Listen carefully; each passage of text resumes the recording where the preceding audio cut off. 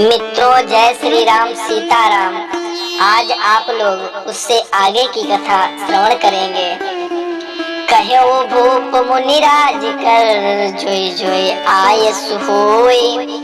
राम राज्य अभिषेक कहित, बेगी करहु सोई सोए। राजा ने कहा, श्री रामचंद्र जी के राजाभिषेक के लिए मुनिराज वशिष्ठ जी की जो आज्ञा हो, आप लोग सब वही तुरंत करें। हर्षि मुनीस कहो मृदु बानी, आनहु सकल सुतीरथ पानी।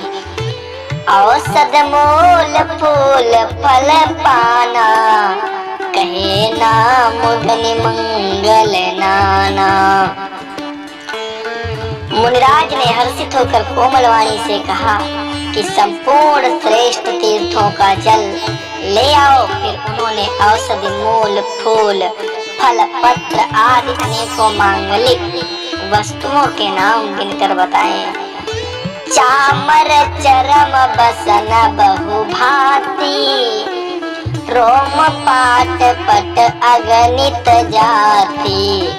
मणिगण मंगल वस्तु अनेका, जो जग जोग भूप अभिषेका।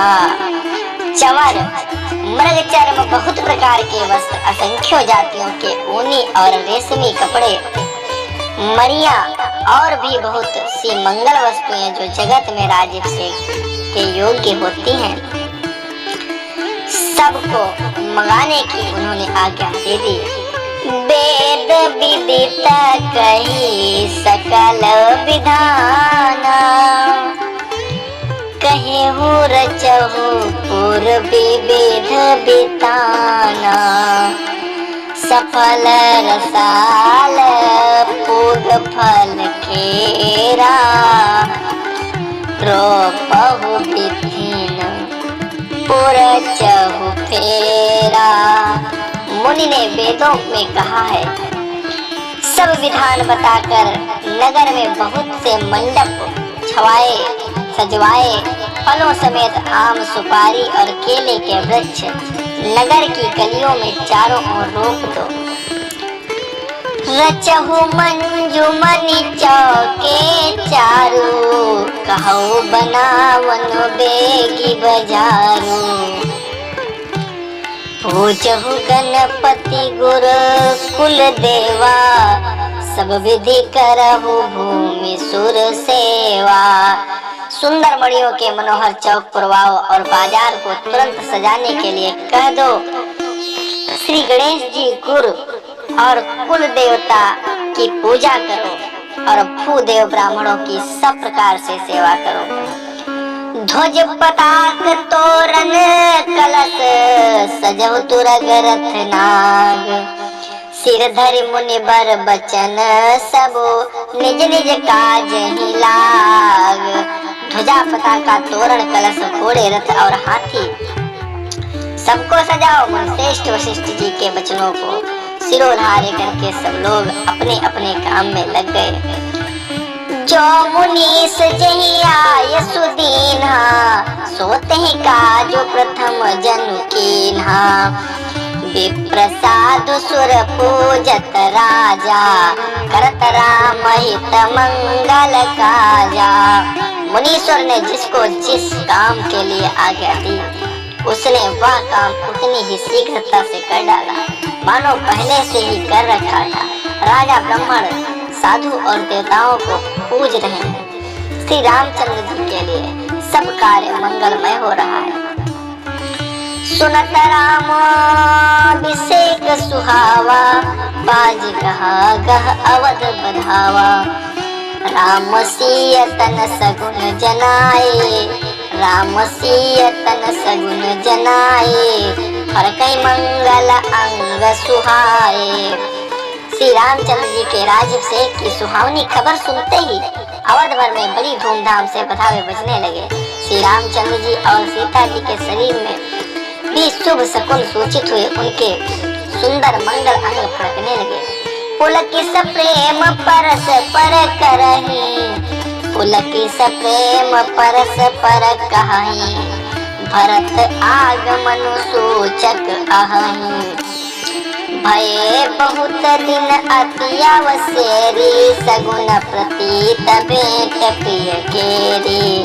पुलकित होकर वे दोनों प्रेम सहित एक दूसरे से कहते हैं कि ये सब सगुन भरत के आने की सूचना देने वाले उनको मामा के घर गए हैं। बहुत दिन हो गए, बहुत ही अवसर आ रही है, बार बार उनसे मिलने की मन में आती है। सपनों से प्रिय भरत के मिलने का विश्वास होता है। भरत सरिस प्रिय को जग माही, यही सगुन फल दूसर नाही। राम ही बंधु सोच दिन राती, अंडनी कमत हृदय जही भांति। और भरत के समान जगत में हमें कौन प्यारा है, शकुन का बस यही फल है, दूसरा नहीं। श्री रामचंद्र जी को अपने भाई भरत का दिन रात ऐसा सोच रहता है जैसे कछुए का हृदय अंडों में रहता है। यही अवसर मंगल परम सुनी, रहस्य और निवासु, शोभत लखी विधु बढ़त, जनु बारिधि बीच बिलासु। इसी समय यह परम मंगल समाचार सुनकर सारा रनिवास हर्षित हो उठा। जैसे चंद्रमा को बढ़ते देखकर समुद्र में लहरों का विलास सुशोभित होता है। प्रथम जाई जिन बचन सुनाए, भूषण बसन पूरी तिन पाए। प्रेम पुलकितन मन अनुरागी, मंगल कलश सजन सब लागी। सबसे पहले रनिवास में जाकर जिन्होंने यह वचन सुनाए, उन्होंने बहुत से आभूषण और वस्त्र पाए। रानियों का शरीर प्रेम से पुलकित हो उठा और मन में मग्न हो गई।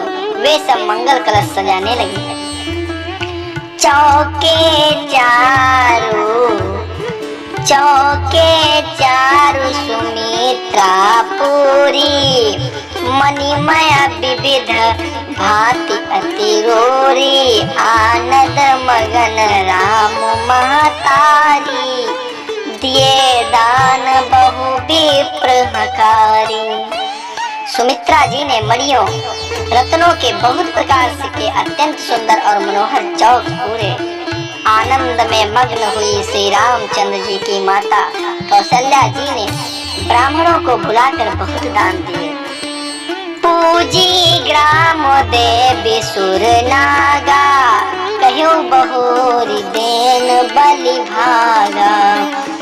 जही विधि होई राम कल्याणो, देहु दया करी सो वरदानो।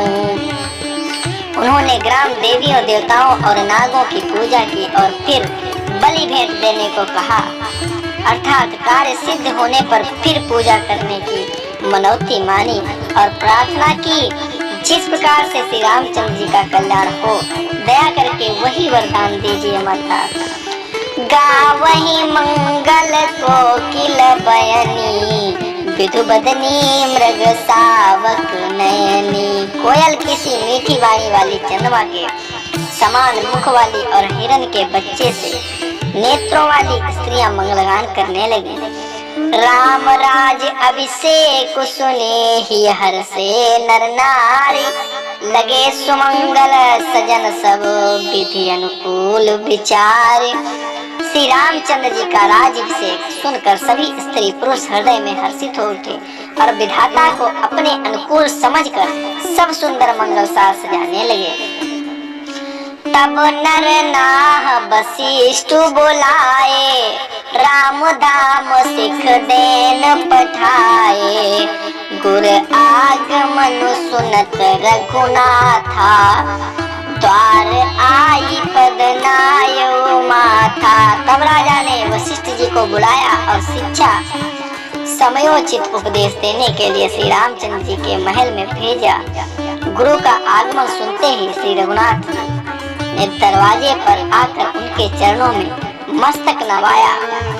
सादर अर्घ दे घर आने, सोरा भांति पूजी सन्माने, गहे चरण सिय सहित बहोरी, बोले राम कमल कर जोरी। आदर पूर्वक अर्घ देकर उन्होंने घर में लाए खोड़ सोपचार से पूजा करके उनका सम्मान किया।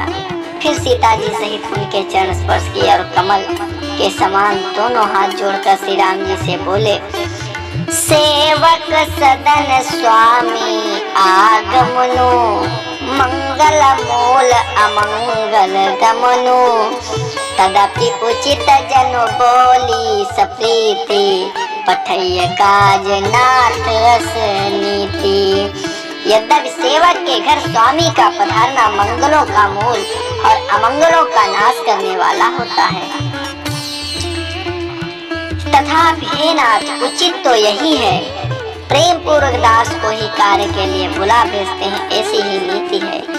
प्रभु तात जी प्रभु कीन स्नेहो, भयउ पुनीत आजु यहु गेहूं, आयस होई सो करऊ गोसाई, सेवक लहाई स्वामी सेवकाई।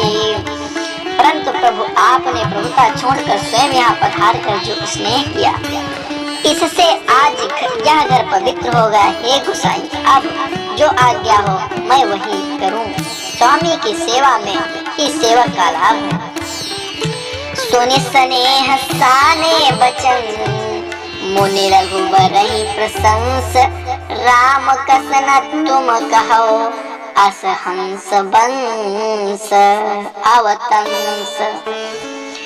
बरनि राम गुणशील स्वभाव, बोले प्रेम पुलकी मुनि राव, भूप सजो अभिषेक समाजो, चाहत देन तुम्हें जुबराजो, राम करो सब संजम आजो, जो विधि कुशल निभाए काजो, गुरु सिख दे राय पही गयो, राम हृदय अस विस्मौ भयो।